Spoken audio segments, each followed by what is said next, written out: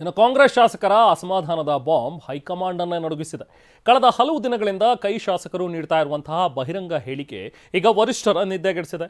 ದೆಹಲಿಯಿಂದ ಬೆಂಗಳೂರಿಗೆ ಓಡೋಡಿ ಬಂದ ಉಸ್ತುವಾರಿ ರಣದೀಪ್ ಸಿಂಗ್ ಸುರ್ಜೇವಾಲಾ ಶಾಸಕರ ಜೊತೆ 1-to-1 ಮೀಟಿಂಗ್ ಮಾಡಿದ್ದಾರೆ.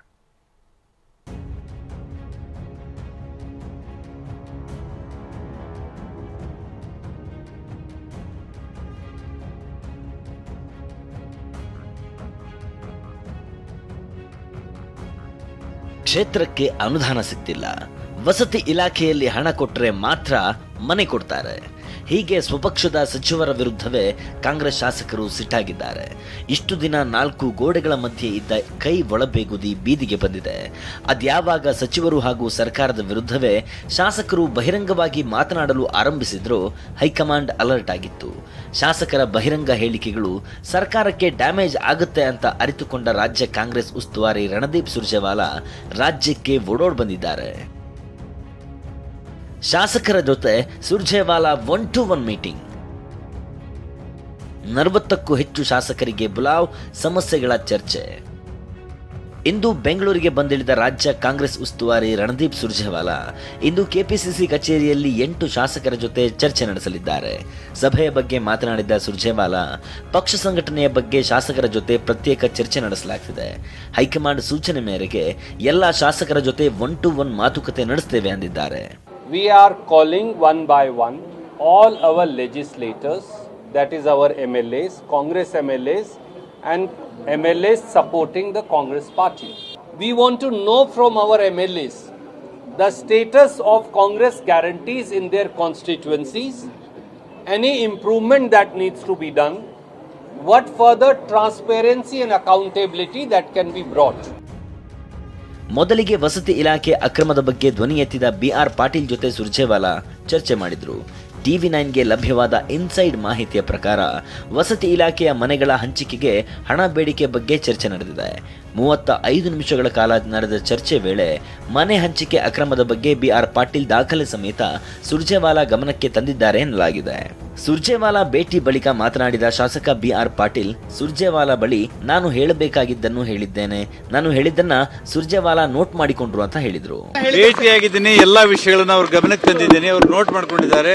ಅವ್ರೇನ್ ಕ್ರಮ ಕೈಗೊಳ್ತಾರೋ ಹೈಕಮಾಂಡ್ ಬಿಟ್ಟಿದ್ದು. ಸಾಕಷ್ಟು ಅಸಮಾಧಾನ ವ್ಯಕ್ತಪಡಿಸಿದ್ರು. ಏನ್ ಅಸಮಾಧಾನ? ನಾನು ಹೋರಾಟಗಾರ, ಅಸಮಾಧಾನ ಇಲ್ಲ ನನಗೆ. ವ್ಯವಸ್ಥೆ ಸರಿ ಮಾಡಬೇಕು ಅಂತ ಎಲ್ಲ ವಿಷಯ ಮಾತಾಡಿದೀನಿ. ದುಃಖನೂ ಇಲ್ಲ, ಖುಷಿನೂ ಇಲ್ಲ. ನನಗೆ ನಾನೊಬ್ಬ ರಾಜಕೀಯ ಕಾರ್ಯಕರ್ತ, ಖುಷಿ ದುಃಖ ಅನ್ನೋದಿಲ್ಲ.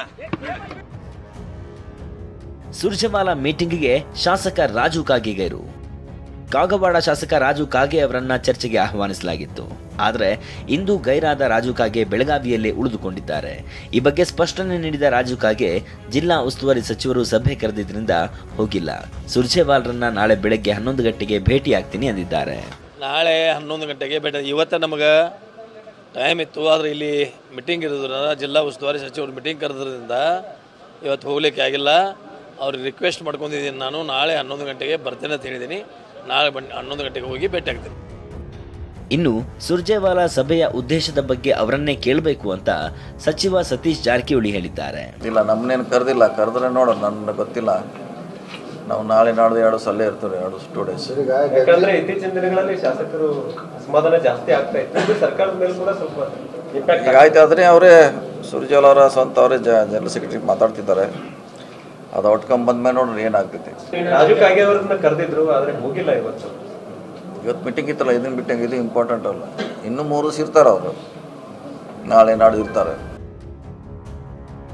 ಇಂದು ನಾಳೆ ಹಾಗೂ ಬುಧವಾರದವರೆಗೆ ಒಟ್ಟು 3 ಹಂತಗಳಲ್ಲಿ ಶಾಸಕರ 1-to-1 ಚರ್ಚೆ ನಡೆಯಲಿದೆ. ಪ್ರತಿಯೊಬ್ಬ ಶಾಸಕರಿಗೂ 20 ರಿಂದ 30 ನಿಮಿಷಗಳ ಕಾಲ ಅವಕಾಶ ನೀಡಲಾಗಿದೆ. ಬೆಂಗಳೂರು, ಹಳೆ ಮೈಸೂರು ಭಾಗದ ಶಾಸಕರೊಂದಿಗೆ ಸಭೆ ನಡೆಸಲಾಗುತ್ತೆ. ಯಾರ್ಯಾರು ಎಷ್ಟು ಗಂಟೆಗೆ ಚರ್ಚೆಗೆ ಬರಬೇಕು ಅಂತ ಸಮಯ ಕೂಡ ನಿಗದಿ ಮಾಡಲಾಗಿದೆ. ಅಲ್ಲದೆ ಪ್ರತಿಯೊಬ್ಬ ಶಾಸಕರಿಗೂ ಸುರ್ಜೇವಾಲಾ 6 ಪ್ರಮುಖ ಪ್ರಶ್ನೆಗಳನ್ನು ಕೇಳ್ತಿದ್ದಾರೆ. ಶಾಸಕರನ್ನ ಸಮಾಧಾನಿಸಲು ರಾಹುಲ್ ಗಾಂಧಿಯೇ ಬರಬೇಕಾಗಬಹುದು. ಕಾಂಗ್ರೆಸ್ ಶಾಸಕರ ಅಸಮಾಧಾನ ತಣಿಸಲು ಹೈಕಮಾಂಡ್ ನಾಯಕರೇ ದೌಡಾಯಿಸಿರೋದು ಬಿಜೆಪಿ ನಾಯಕರಿಗೆ ಮತ್ತೊಂದು ಅಸ್ತ್ರ ಸಿಕ್ಕಂತಾಗಿದೆ. ಈ ಬಗ್ಗೆ ಮಾತನಾಡಿದ ವಿಧಾನ ಪರಿಷತ್ ವಿಪಕ್ಷ ಮುಖ್ಯ ಸಚೇತಕ ಎನ್ ರವಿಕುಮಾರ್, ರಾಜ್ಯ ಸರ್ಕಾರ ಅಭಿವೃದ್ಧಿ ಶೂನ್ಯವಾಗಿ ಶಾಸಕರ ಅಸಮಾಧಾನ ಹೆಚ್ಚಾಗಿದೆ. ಶಾಸಕರನ್ನ ಸಮಾಧಾನಿಸಲು ರಾಹುಲ್ ಗಾಂಧಿಯೇ ಬರಬೇಕಾಗಬಹುದು ಅಂತ ವ್ಯಂಗ್ಯವಾಡಿದ್ದಾರೆ. ಆಡಳಿತ ಪಕ್ಷದ ಶಾಸಕರೇ ಈ ಸರ್ಕಾರದಲ್ಲಿ ಅಭಿವೃದ್ಧಿ ಆಗ್ತಾ ಇಲ್ಲ, ನಮಗೆ ಅನುದಾನ ಸಿಗ್ತಾ ಇಲ್ಲ, ನಾವು ಕ್ಷೇತ್ರದಲ್ಲಿ ಮುಖ ಇಟ್ಕೊಂಡು ಓಡಾಡೋದು ಹೆಂಗೆ, ನಾವು ಜನರಿಗೆ ಏನು ಉತ್ತರ ಕೊಡಬೇಕು ಅಂಥೇಳಿ ಸಾಕಷ್ಟು ಜನ ಶಾಸಕರು ಅಸಮಾಧಾನದಿಂದ ಮಾತಾಡಿರ್ತಕ್ಕಂಥದ್ದು, ಕೇಂದ್ರಕ್ಕೆ AICCಗೆ ಪತ್ರ ಬರೆದಿರ್ತಕ್ಕಂಥದ್ದು ಕಂಡು ಬಂದಿದೆ. ಈ ಸಂಖ್ಯೆ ಇನ್ನೂ ಹೆಚ್ಚಾಗುತ್ತೆ ಅನ್ನೋ ಕಾರಣಕ್ಕೋಸ್ಕರ ಸುರ್ಜೇವಾಲಾ ಅವರು ಧಾವಿಸಿ ಬಂದಿದ್ದಾರೆ. ಸರಣಿ ಸಭೆ ನಡೆಸ್ತಿರೋ ಸುರ್ಜೇವಾಲಾ ಅಸಮಾಧಾನ ತಣಿಸ್ತಾರ? ಇತ್ತ ಕಾವೇರಿಗೆ ಬಾಗಿನ ಅರ್ಪಿಸಿರೋ ಸಿಎಂ ಮುಂಬರುವ ದಸರಾಗೂ ಚಾಲನೆ ಕೊಡ್ತಾರಾ ಅನ್ನೋದು ಕಾಂಗ್ರೆಸ್ ಮನೆಯಲ್ಲಿ ನಡೀತಿರೋ ಬಿಸಿ ಬಿಸಿ ಚರ್ಚೆ. Bureau report, TV9.